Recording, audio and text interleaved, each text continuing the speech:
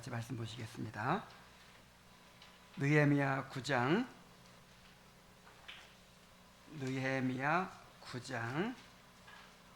1절부터 5절까지의 말씀입니다. 느헤미야 9장 1절부터 5절 상반절까지 함께 읽겠습니다. 자, 시작. 그달 29날에 이스라엘 자손이 다 모여 금식하며 굵은 베옷을 입고 티끌을 무릅쓰며 모든 이방 사람들과 절교하고 서서 자기의 죄와 조상들의 허물을 자복하고 이날 낮 4분지 1은 그 제자리에 서서 그들의 하나님 여호와의 율법책을 낭독하고 낮 4분의 1은 죄를 자복하며 그들의 하나님 여호와께 경배하는데 레위 사람 예수아와 바니와 간미엘과 스바냐와 분니와 세레비아와 바니와 그다니는 단에 올라서서 큰 소리로 그들의 하나님 여호와께 부르짖고 또 레위 사람 예수아와 간미엘과 바니와 하삼느야와 세레비아와 호디야와 스바냐와 부다히아는 이르기를 너희 무리는 마땅히 일어나 영원부터 영원까지 계신 너희 하나님 여호와를 송축할지어다. 아멘. 이제 느헤미야 9장에 왔네요. 벌써 느헤미야 9장부터 10장까지는 이스라엘 백성이 지나온 역사를 회고하면서 죄를 자복하고 회개하고 하나님의 언약에 순종하여 살기로 결단하는 내용을 담고 있습니다. 자, 이렇게 하나님의 백성들이 회개와 결단을 통해서 하나님과의 언약 관계를 새롭게 하는 것을 언약갱신이라고 합니다. 우리 한번 따라해 봅시다. 언약갱신. 하나님과 그의 백성이 언약을 맺었어요. 서로 언약을 맺었기 때문에 언약을 잘 지켜가야 되겠죠. 자, 하나님은 언약을 어기십니까? 안 어기십니까? 하나님은 신실하신 하나님이셔서 끝까지 언약을 지키십니다. 자기 이름을 걸고 맹세하셨기 때문에 언약을 끝까지 지키세요. 근데 한쪽 당사자인 이 백성들이 문제죠. 늘 언약을 어겨요. 언약을 잊어버리고 언약을 어기고, 그래가지고 자기가 하나님과 언약을 맺었는지도 그냥 잊어버리고 살아요. 언약 백성으로서의 정체성을 잊어버리고 언약을 잊어버리고 그렇게 세상 사람처럼 산단 말이에요. 그래서 하나님이 그래, 너희들 언약 어겼으니까 이제 너희들 내 백성 아니다 하고 그냥 버려버리지 않고 다시 부르십니다. 다시 부르셔서 우리 이렇게 언약 맺지 않았느냐, 다시 언약을 상기시켜 주시고 내가 너희에 대한 언약을 끝까지 포기하지 않고 지킬 테니까 너희도 언약을 잘 지켜 살아야 된다. 자, 다시 약속하자. 이렇게 해가지고 언약을 새롭게 하는 거예요. 그 언약 관계를 새롭게 해서 이제 다시 언약 백성으로 살아가게 하시는 거, 이걸 뭐라고 부른다고요?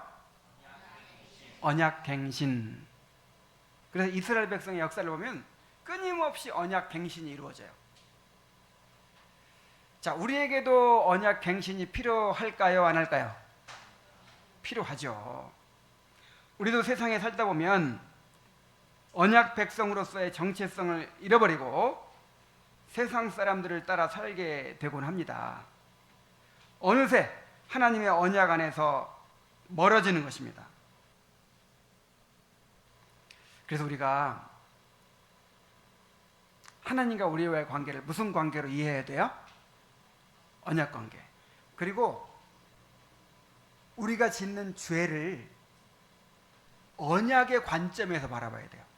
우리가 짓는 모든 죄는 언약을 어긴 거예요. 어떻게 한 거라고요? 단지 도덕적으로 죄 짓는 게 아니고 언약을 어긴 거예요. 사실 율법이 언약 안에 들어있죠. 언약의 조항이에요, 율법이. 그래서 내가 율법을 어겼다는 건 뭘 어겼다는 거예요? 언약을 어긴 것이죠, 언약을. 그래서 우리 십계명 낭독할 때 언약의 말씀을 낭독하겠습니다 그러잖아요. 그래서 우리가 하나님의 계명을 어겼을 때 내가 도덕적으로 이렇게 죄를 지었구나. 이거 이전에 뭘 깨달아야 돼요? 하나님과의 언약을 어겼구나. 하나님과의 언약을 내가 어겼구나. 그래서 하나님의 그 심판은요, 언약적 저주예요. 언약에 기록된 이 언약을 지키면 영생을 얻을 것이고 언약을 어기면 영원히 멸망이다. 이렇게 언약이 맺어졌잖아요. 그래서 그 언약에 따라서 심판하시는 거예요. 저주하시는 거예요. 그래서 우리에게도 뭐가 필요하다? 언약 갱신이 필요해요. 자비하신 하나님은 우리가 언약으로부터 멀어질지라도 결코 자신의 언약을 포기하지 않으십니다. 우리에게 다시 언약을 갱신할 기회를 주십니다. 얼마 만에 한 번씩 주시죠? 매주 드리는 공예배가 바로 언약 갱신의 이 예식이에요.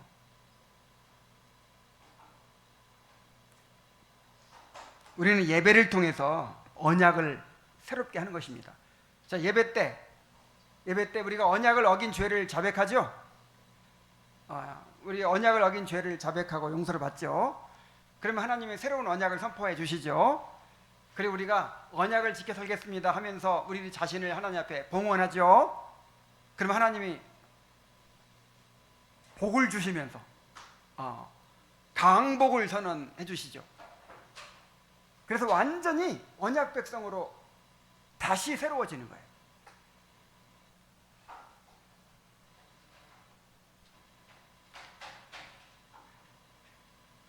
오늘 읽은 본문은 유다 백성들이 어떻게 하나님과의 언약을 새롭게 하고 놀라운 부흥을 경험하게 되었는지를 보여줍니다. 자, 우리도 이러한 은혜를 갈망해야 될 줄로 믿습니다. 내가 하나님의 언약에서 멀어지고 언약 백성의 정체성을 잃어버리고 그렇게 언약의 하나님을 바라보지 못하고 살았을지라도 다시 이 언약을 새롭게 함으로써 이 심령이 부흥이 일어나야죠. 다시 되살아나야죠. 이 우리 공동체가 언약 백성으로서 다시 새롭게 부흥되고 회복되어야 하는 것입니다. 우리가 이러한 은혜를 갈망해야 돼요. 이 말씀을 통해서 우리 마음의 부흥과 회복을 향한 열망이 다시 불붙게 되기를 바랍니다.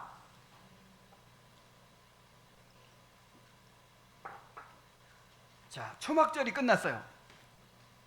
초막절 그 나팔절에 그 수문학 광장에서도 부흥이 일어났죠. 엄청난 은혜가 있었는데 그 은혜를 받고 나니까 더 갈급해가지고 이제 또 초막절날 모였잖아요. 초막절날 7박 8일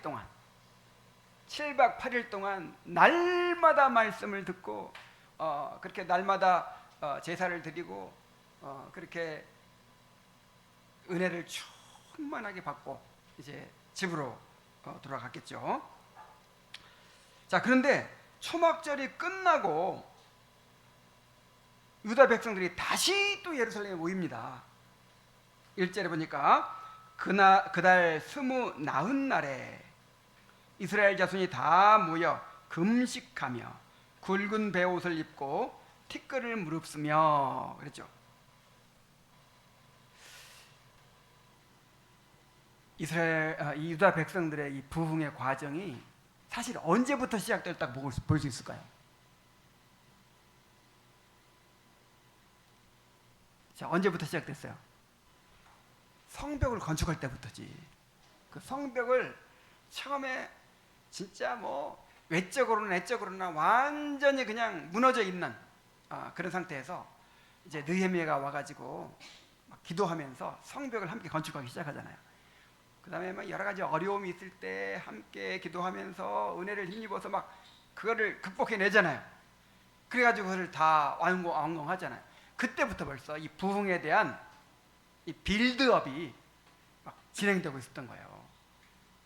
그래서 이 성벽을 건축하는 과정에서부터 이 백성들이 마음이 뜨거워져 있었고 계속해서 모이기를 힘쓰고 있습니다.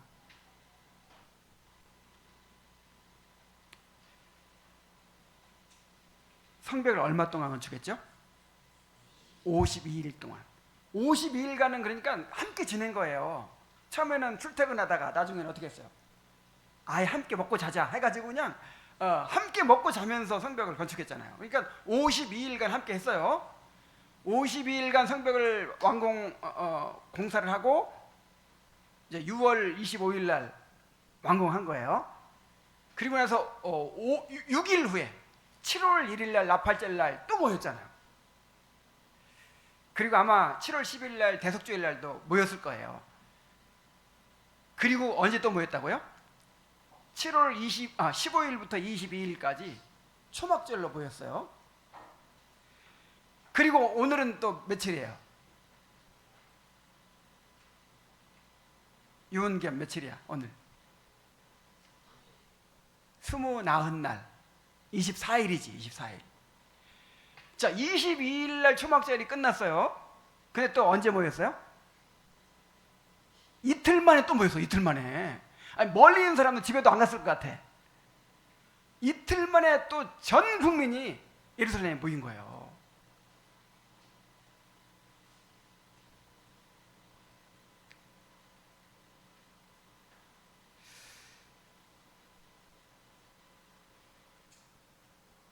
그래서 이 사람들이 도대체 이 일은 언제 하고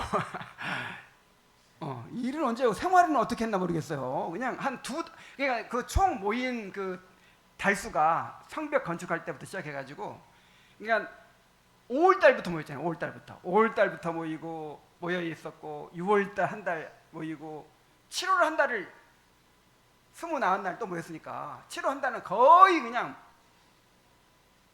모임으로 다 보냈잖아요. 그러니까 한 석 달을 그렇게 그냥 계속 함께 모인 거예요. 석 달을. 이렇게 함께 모이면 부흥이 일어납니다. 모여야 부흥이 일어나는 거예요. 자, 그들은 이렇게 계속해서 은혜를 경험하면서 이제 다시는 옛 생활로 돌아가고 싶지 않았어요.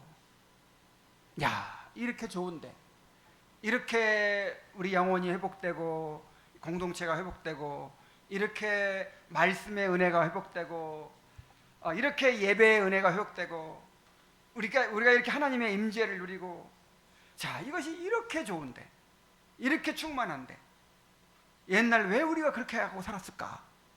이제는 다시는 돌아가고 싶지 않다. 다시는 옛날로 돌아가고 싶지 않다. 이렇게 은혜를 받은 김에 뭔가 좀 이렇게 완전히 그냥 좀 새로워져야겠다. 이런 갈망이 막 마음에 솟아오르는 거예요. 은혜는 갈망을 불러일으킵니다. 은혜 받은 사람의 증거가 뭔지 아세요? 아이고 이제 됐다. 이거는 은혜를 못 받은 거예요. 은혜 받은 사람은 끝없는 갈망이 멈출 줄 모르는 그런 끝없는 갈망이 계속 일어나는 게 이 은혜 받은 사람의 특징이에요.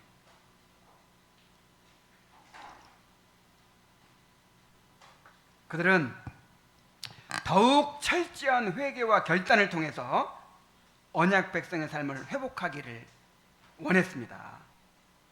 모든 백성들의 마음에 회개의 영이 임했습니다. 1절의 내용을 원문에 맞게 번역하면 이스라엘 자손들이 금식하는 가운데 굵은 배를 입고 머리에는 티끌을 뒤집어 쓴 채로 모여들었다. NIV 성경이 이렇게 번역했어요. 이게 원문에 가까운 번역이에요. 그러니까 우리 개역 개정에 보면은 모여가지고 우리 금식하자, 굵은 베옷을 입고 티끌을 무릅쓰고 막 이렇게 한 것 같은데 그게 아니고 집에서부터 금식하면서 나온 거예요. 집에서부터 굵은 베옷 차림으로 온 거예요. 집에서부터 머리에 막 그 부엌에 가가지고 막 재를 막 머리에 확 뒤집어 쓰고 이렇게 온 거예요. 이게 뭐 작정하고 뭐 하겠다는 거예요. 우리 회개하기 위해 모이자. 이렇게 하고 온 거예요.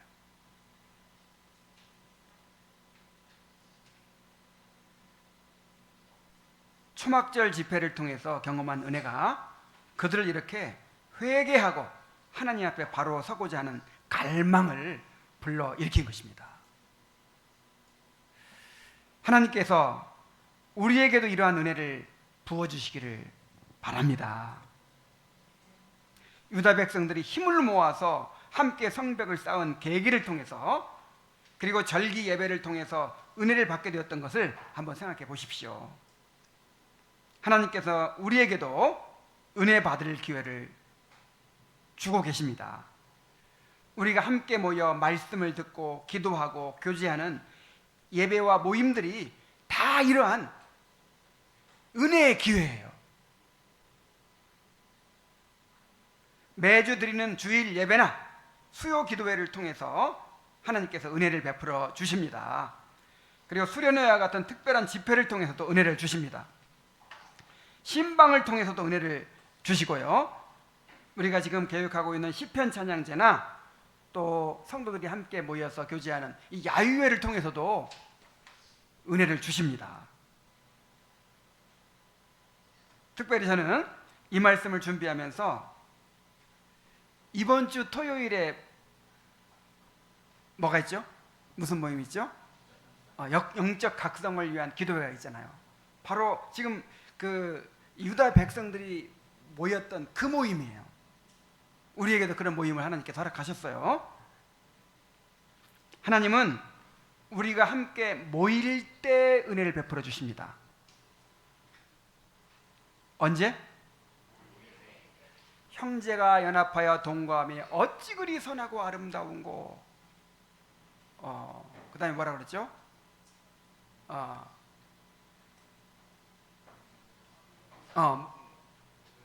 보배로운 기름이 머리부터 흘러가지고 아론의 수염에 흘러내려서 옷깃까지 내림 같다. 헐몬의 이슬이 시온산에 내림 같다. 최고의 아름다운 거룩하고 아름다운 그 복의 상태를 묘사하는 표현이에요. 기름과 이슬. 아론이 임직받을 때 그 거룩한 기름을 부어가지고 그 기름이 철철철 흘러내리는 것처럼 우리가 거룩함을 입게 된다는 거예요. 그리고 헐몬의 이슬이 시온의 산들에 내린 것 같다. 그 헐몬산에 이슬이 내려가지고 모든 초목이 다 살고 그 초목을 통해서 동물들이 살고 생명수잖아요. 생명수. 그렇죠. 우리가 모일 때 모임 가운데서 내가 거기서 복을 명하셨나니 곧 영생이로다 그랬잖아요. 하나님께서 주시는 생명수가 신령한 복이 우리가 모일 때 부어집니다. 우리가 모일 때 은혜의 수단이 다 생겨나잖아요. 그죠? 말씀과 기도와 성례와 기도와 찬양이 다 언제 형성돼요? 모일 때.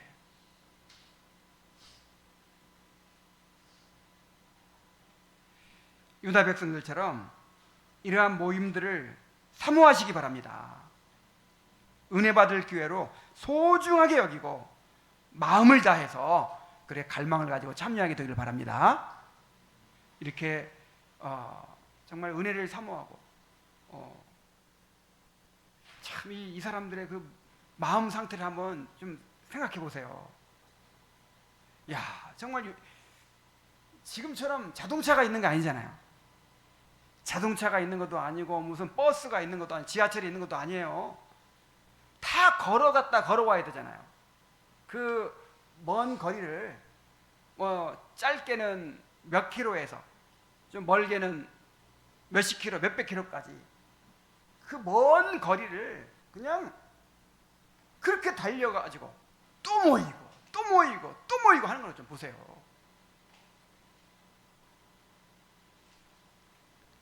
그만큼 이 사람들이 지금 은혜에 대한 갈망이 있는 거예요. 자, 이런 갈망을 우리 성도들에게 또 부어주시기를 바랍니다. 자, 그들은 함께 모여서 죄를 자복하고 회개했습니다.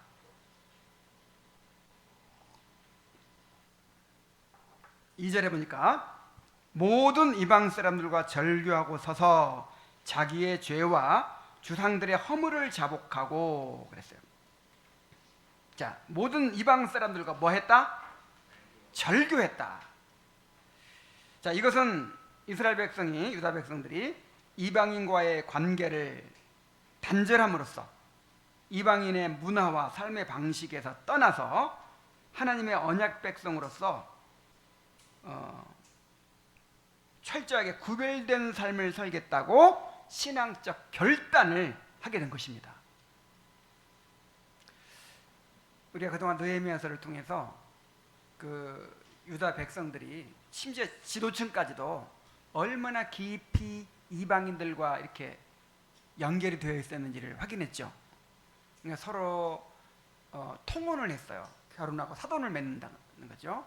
그리고 서로 장사하고 거래도 했을 것이고 서로 뭔가 이렇게 친분 관계를 맺었을 것이고, 자, 이런 관계를 하루아침에 딱 끊어버리는 거예요.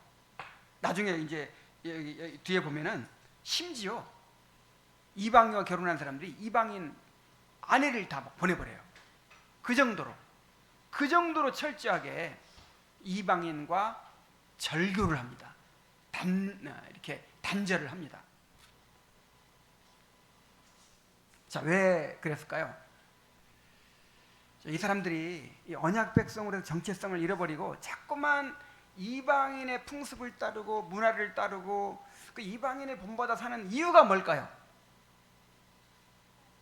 이방인들과 가까이 하다 보니까 그렇게 될 수밖에 없어요. 그래서 율법에는 이스라엘 백성이 이방인과 혼인하거나 깊이 교류하는 것을 금하셨어요.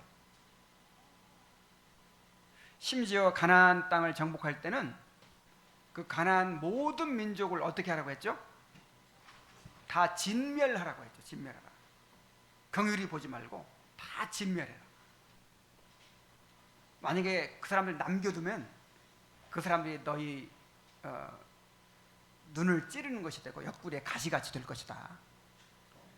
근데 다 쫓아내지 않고 그냥 살다 보니까 실제로 그렇게 됐어요. 그 이방 사람들이 살아가는 그 풍습, 그런 문화, 그런 종교 방식들, 하나님 신을 섬기는 방식들, 그런 것들을 계속해서 배우는 거예요. 계속해서 본받는 거예요.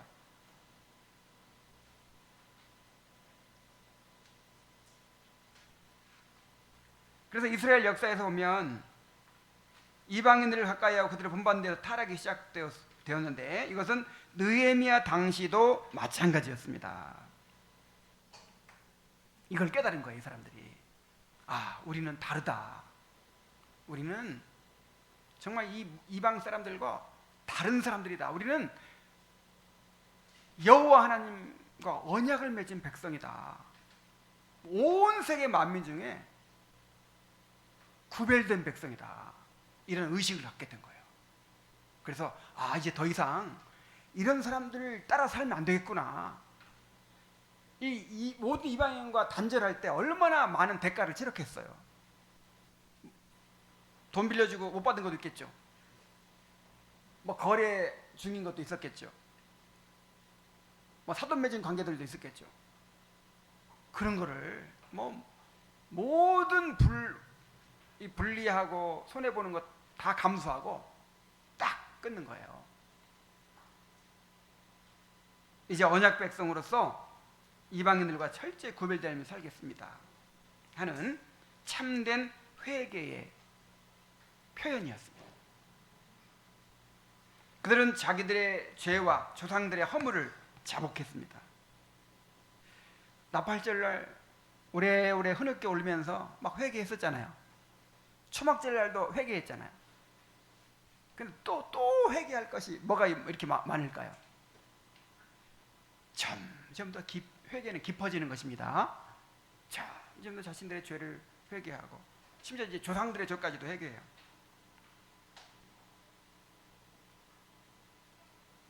지금까지 언약 백성으로서 언약에 순종하여 살지 못한 자신들의 죄를 낱낱이 고백합니다. 자기들의 죄만이 아니라 조상들의 죄까지도 자신들의 죄로 여겨서 자백합니다. 왜냐하면 당시 유다 백성들이 겪고 있는 고난은 과거 조상들의 죄와 무관한 것이 아니었기 때문입니다. 그 조상들에게 하나님께서 심판하신 거잖아요. 그래서 너와 네 후손들이 이제 재앙을 만날 것이다 이렇게 말씀하신 거잖아요. 나라가 이방인의 손에 멸망하고 거룩한 도성인 예루살렘이 파괴되며 백성들이 포로로 끌려 고초를 당했던 모든 일들은 과거 조상들의 허물 때문이었습니다. 이처럼 과거와 현재는 결코 분리될 수 없는 연계성을 갖고 있었기 때문에 지금 백성들이 본문에서 그러한 모든 죄를 다 고백하면서 회개하고 있는 것입니다. 하나님께서 우리에게도 이러한 회개의 영을 부어주시기를 바랍니다. 우리에게 세상과 죄로부터 돌아서서 하나님께로 철저히 돌이키고자 하는 마음이 있어야 돼요.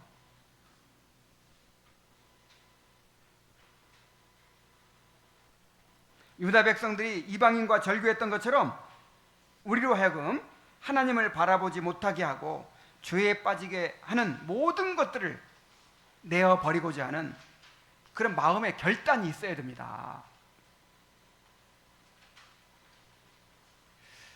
우리 마음속에 자꾸만 세상 것도 쥐고 또 하나님의 것도 쥐고 끊임없이 갈등하면서 그 미련을 버리지 못하고 놓지 못하고 그런 것들이 있어요. 이런 것들이 부흥을 가로막는 장애물입니다.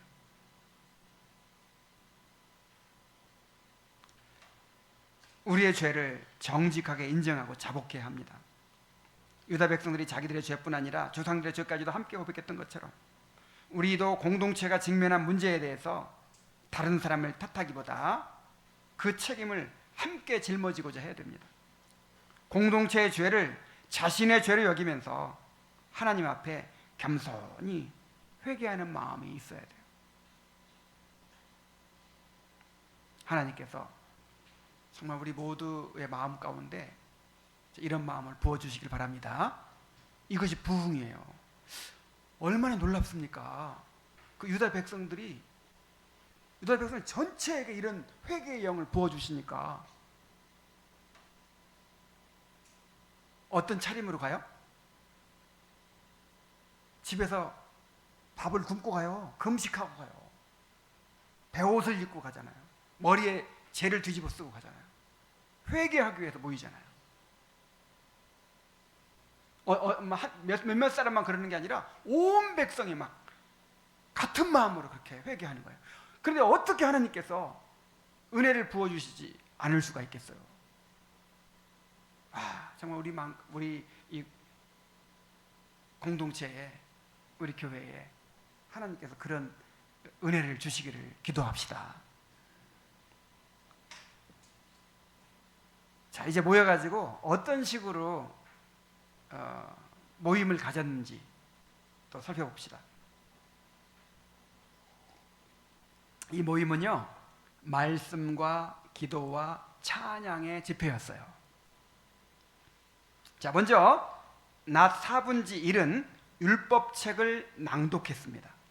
3절 상반절에 보면 이 날에 낮 4분의 1은 그 제자리에 서서 그들의 하나님 여호와 율법책을 낭독하고 그랬죠. 근데 율법책을 그들의 하나님 여호와의 율법책이라고 표현합니다. 누구의 하나님? 그들의 하나님 여호와의 율법책. 자, 이게 언약적인 표현이죠. 왜 하나님이 그들의 하나님이에요? 하나님은 모든 만민의 하나님이지. 근데 왜 하나님을 나의 하나님 또는 그들의 하나님이라고 그렇게 말할 수가 있는 것이죠? 언약을 맺었기 때문에, 결혼했기 때문에. 참, 나는 이게 아름다운 표현이라고 생각해요. 그들의 하나님 여호와의 율법책을 그냥 율법책을 낭독하고 그래도 되는데 그 언약 관계를 다 강조하기 위해서. 그러니까 그 사람들이 이 율법책을 낭독한 이유가 뭐예요? 다시 언약을 다시 새롭게 하기 위한 목적으로 지금 읽는 거잖아요. 그래서 그들의 하나님 여호와의 율법책을 낭독했다, 이렇게 묘사하고 있는 거예요. 하나님과의 언약을 새롭게 하기 위해서는 먼저 하나님과 맺은 언약의 말씀을 다시 선포할 필요가 있는 것이죠. 그래야만 어디서 잘못되었는지를 알고 어떻게 행해야 할지를 알게 될 수 있습니다. 또 하나님의 약속을 붙들고 하나님께 대한 믿음을 가질 수가 있는 것이죠. 그래서 낮 4분의 1은 율법책을 낭독하는데 할애하는 거예요. 자, 유대인들은 낮 시간을 오전 6시부터 오후 6시까지 12시간으로 나누었어요. 12시간에 4분의 1은 몇 시간이에요? 3시간. 그러니까 율법책을 낭독하는데 몇 시간? 오전 6시부터 9시까지. 오전 6시부터 9시까지는 이제 말씀 듣는 시간이에요. 적어도 3시간 정도는 들어야 됩니다. 한 3시간은 들어야 나 팔절 날에 몇 시간 들었어요? 6시간. 앉아서 서서 한 3시간 정도는 말씀을 들어야 들었다고 할 만해요. 3시간을 6시부터 9시까지 일단 3시간 동안을 말씀을 낭독하고 또 듣는 거예요.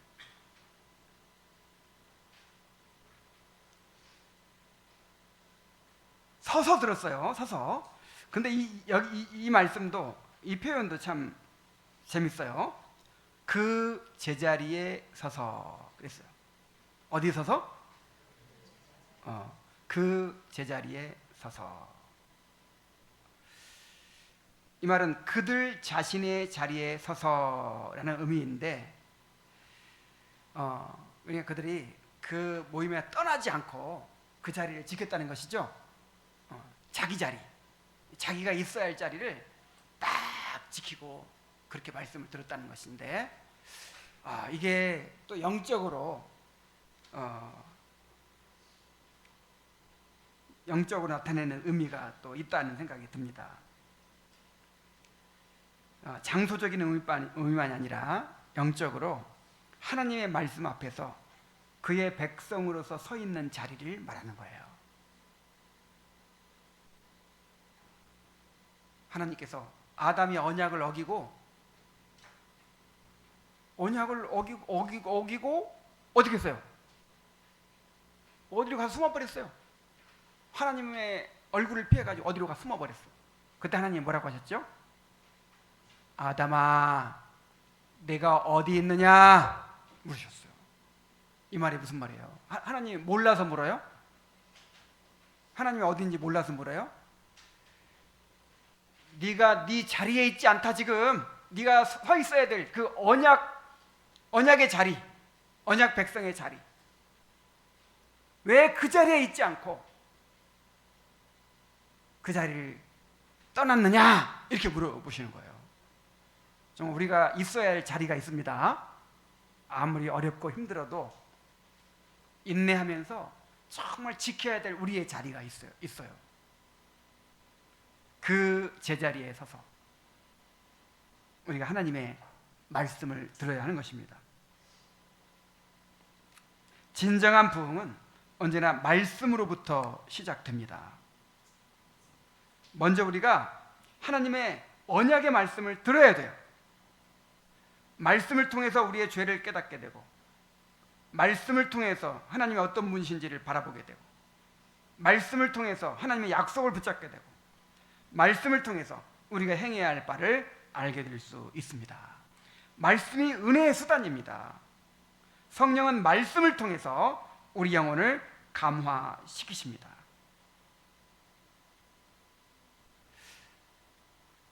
뭔가 이렇게 마음이 잘 마음 들 때가 없어질 때가 있죠. 막 마음이 이렇게 공허해지고 그냥 좀 마음이 안정이 안 되고 마음이 이리저리 나뉘고 그냥 집중이 안 되고 그럴 때 저는 최고의 묘약이 있는데 말씀을 듣는 거예요.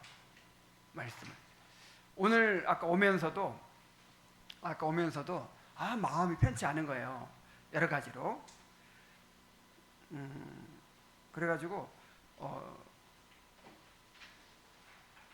찬송을 들어볼까 하다가 그것도 그냥 집중이 안 돼.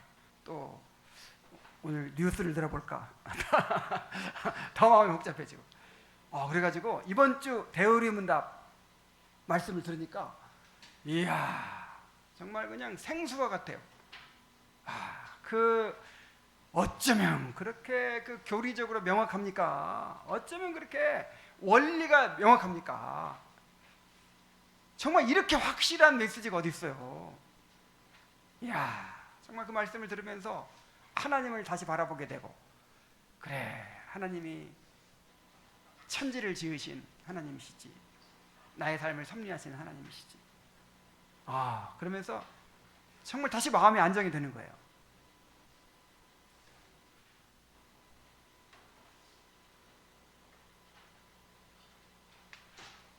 우리에게 부흥과 회복이 일어나게 되기 위해서는 우리 가운데 말씀이 풍성하게 선포되어야 합니다. 우리 모두가 간절히 사모하는 마음으로 그 말씀에 귀를 기울여야 합니다. 자, 낮 4분지 1은 뭐 했다고요? 서서 말씀을 들었어요. 말씀을.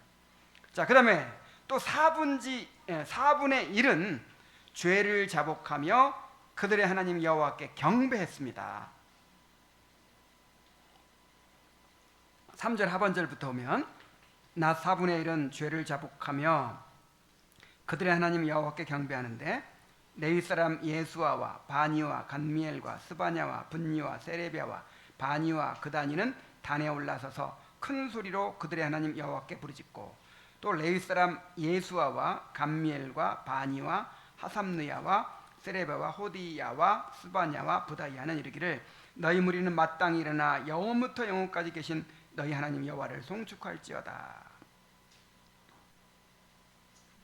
자, 6시부터 9시까지는 말씀을 듣고, 자, 9시부터 12시까지 3시간은 그 말씀에 응답하여 기도와 찬양을 하는 거예요. 기도하고 찬양을 하는 것입니다. 자, 먼저 기도를 하는데 회개의 기도를 합니다. 4절에 보면 레위 사람들이 단에 올라가서 큰 소리로 그들의 하나님 여호와께 부르짖었다 그랬죠? 그러니까 대표 기도를 한 거예요. 레위 사람들이 이 강단에 올라가가지고 막 큰 소리로 부르짖어 기도합니다. 그러니까 회개의 기도를 하는데 이게 공적인 기도예요. 공적인 기도. 그래서 우리가 개인 기도보다 더 중요한 게 무슨 기도라 그랬어요? 공기도라 그랬죠. 공기도, 공적인 기도. 그래서 우리가 말씀과 성례와 기도가 은혜의 수단이다라고 할 때는 항상 이 공적인 게 우선인 거예요. 개인적으로 하는 건 은혜의 수단이 아니다 이런 뜻이 아니고, 이 말씀도 공적으로 선포되는 말씀, 공적으로 또 성례를 행하고, 그 다음에 기도도 공기도예요. 공기도가 정말 중요한 것입니다. 그래서 이제 이 공동체 회개를 하는데, 회개의 기도를 하는데 레위 사람들이 대표로 나가가지고 그렇게 부르짖어 기도하는 거예요. 레위인들은 회중 앞에서 민족의 죄를 고백하며 간절히 하나님께 부르짖었고, 이에 대해서 백성들은 아멘으로 화답하면서 한 마음으로 회개에 동참했습니다. 자, 그리고 나서는 또 뭐 했어요? 또 하나님을 찬양했어요. 자, 5절에 보면 레위 사람들이 단에 올라가 가지고 너희 무리는 마땅히 일어나 영원부터 영원까지 계신 너희 하나님 여호와를 송축할지어다 라고 외치면서 찬송을 인도합니다. 자, 그런데 구약 시대의 찬송은요, 오늘날 우리의 찬송과 조금 달라요. 자, 우리는 모든 성도가 제사장이기 때문에 찬양대가 따로 필요 있어요, 없어요? 없죠. 그래서 함께 찬양을 하죠. 다 함께 똑같이 찬양을 하죠. 그런데 구약 시대에는 찬양대가 따로 있어요. 레위인들이 찬양대를 구성해서 찬양을 하고, 백성들은 그럼 뭐 하죠? 화답을 해요. 화답. 아멘, 할렐루야, 그리고 후렴구를 이렇게 이제 함께 따라한다든지 하는 방식으로 참여합니다. 그래서 그 레위인 찬양대가 모든 백성들은 하나님을 송축할지어다 하면서 막 찬양을 인도하고 찬양을 하고, 백성들은 아멘, 할렐루야 뭐 또 하면서 또 여호와를 찬양할지어다 막 이렇게 그 후렴구를 막 함께 따라하면서 그런 식으로 찬양에 참여하는 거죠. 자, 말씀을 이렇게 잘 들었다면 기도와 찬송으로 응답해야 합니다. 말씀을 통해서 우리 죄를 깨닫고 회개해야 합니다. 또한 하나님의 은혜를 깨닫고 하나님을 찬양해야 합니다.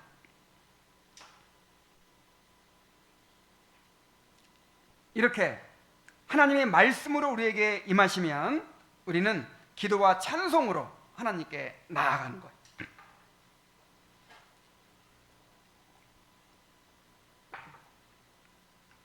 자, 그런데 우리가 그 은혜의 수단에 대해서 배울 때 하나님께서 위에서 아래로 주시는 하나님의 말씀만, 그리고 성례도 보이는 말씀이라고 했죠. 선포되는 말씀, 보이는 말씀, 이는 성례만 은혜의 수단이라고 하지 않고, 또 뭐도 은혜의 수단이라고 그래요? 기도도 은혜의 수단이라고 그래요. 기도도. 찬송도 기도에 속한 것입니다. 찬송도 넓은 의미에서. 그래서 기도와 찬송도 은혜의 수단이라고 하거든요. 왜 기도와 찬송이 은혜의 수단이 되죠? 그 말씀에 응답해서 하는 것이기 때문에, 하나님이 주신 말씀으로 기도하고 하나님이 주신 말씀으로 찬양하는 것이기 때문에 찬송과 기도도 은혜의 수단이 되는 거예요. 은혜의 수단도 그러니까 우선순위가 있는 거죠. 가장 우선이 되는 건 뭐예요? 말씀이고, 그 말씀을 듣고 거기에 응답하여서 말씀으로 기도하고 말씀으로 찬송하는 것이 또 은혜의 수단이 되는 것이죠. 하나님이 주신 말씀에 기도와 찬송으로 응답할 때 그 은혜가 더욱 충만하게 우리 가운데 역사하게 됩니다. 그러나 말씀을 듣기만 하고 기도하고 찬송하지 않으면 그 말씀이 풍성하게 열매를 맺을 수가 없어요. 말씀을 들으면 들을수록 오히려 교만해져요. 이 말씀을 들었으면 그 말씀에 따라서 기도로 나아가야 그 말씀이 우리 삶에 적용이 되죠. 우리 삶에 역사하게 되죠. 근데 듣기만 해. 항상 듣기만 하고 지식은 늘어가는데 기도가 없어. 그 말씀에 따른 하나님께 감사와 찬송이 없어. 그러면 이것은 온전한 말씀 생활이 아니에요.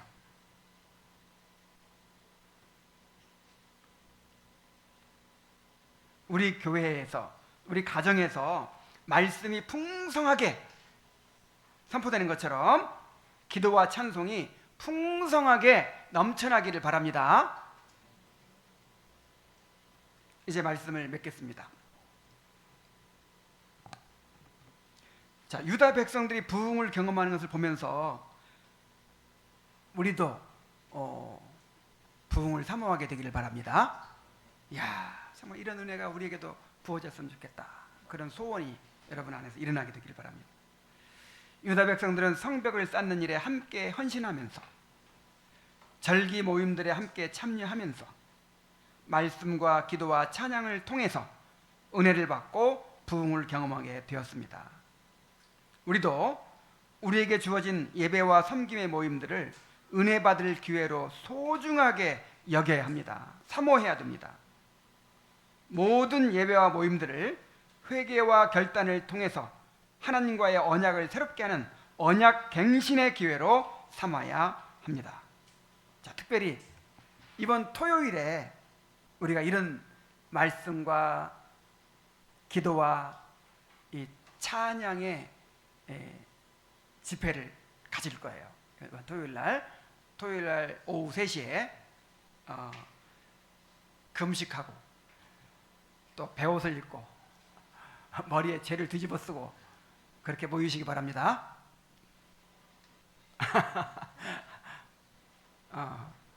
금식할 자신이 없는지 아무도 아멘을 안 하네.